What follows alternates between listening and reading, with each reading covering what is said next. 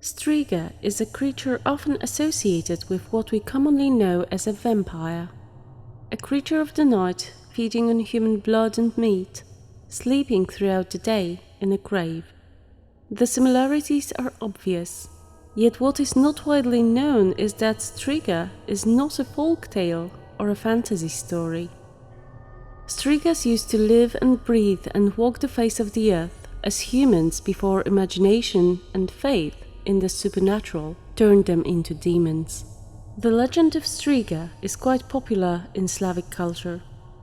The Slavic folk believed that people who were born with a monobrow, 2 souls, 2 hearts, or 2 rows of teeth were Striga. The same accusations concerned people who had hairless armpits or were sleepwalkers. If a baby was born with teeth already showing, it was seen as a Striga. The same went for seniors talking to themselves. If a person was a 7th child of the same sex in a family, they had a chance to be a Striga too.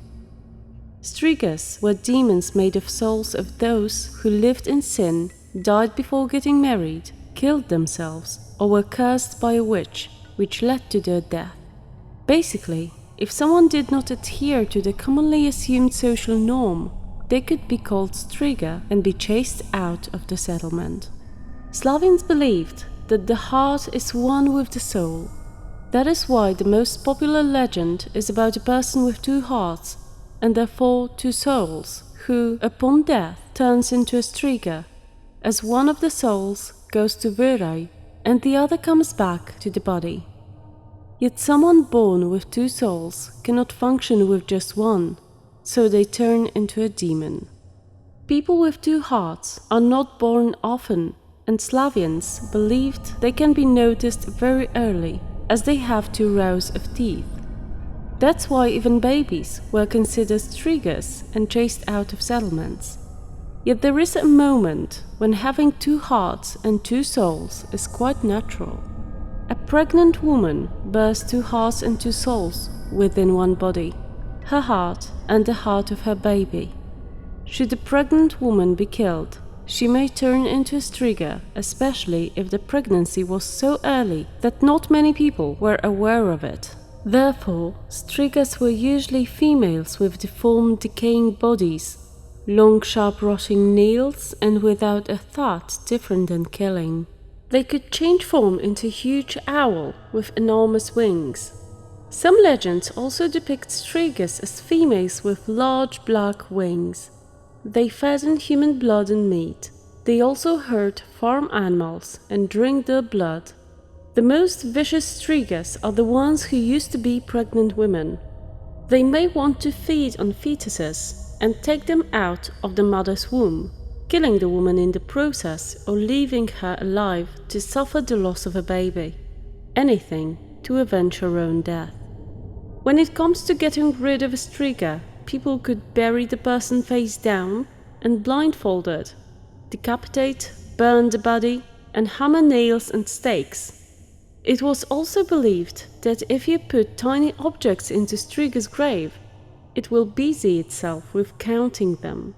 People also cut off Striga's head and put it near the feet. It was believed that the Striga will not want to reach so far to get it. Legends also have it that Strigas may be turned back into humans by keeping them away from their tomb until the rooster calls out 3 times at dawn. The myth of Striga dates back to the times of one of the plagues which the Slavic people suffered.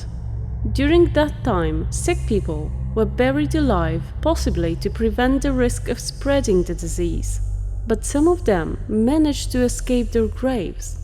Then they were walking around, half mad, crying and screaming in pain. Their hands were skinned, covered by blood, with broken nails. Such people were first called Striga. Although they were buried alive and dug their way back to life, some of them recovered from the disease. Maybe due to the fact that they were sick and recovered, the legend about breaking the curse and curing the afflicted person was created. One thing is certain: Strigas are fast, strong, and cruel. Not many people were brave enough to attempt breaking the curse, so Strigas were usually captured and killed, had their hearts removed, were decapitated and buried far away from villages. You can easily meet them in graveyards during the night, if you are brave enough to go there.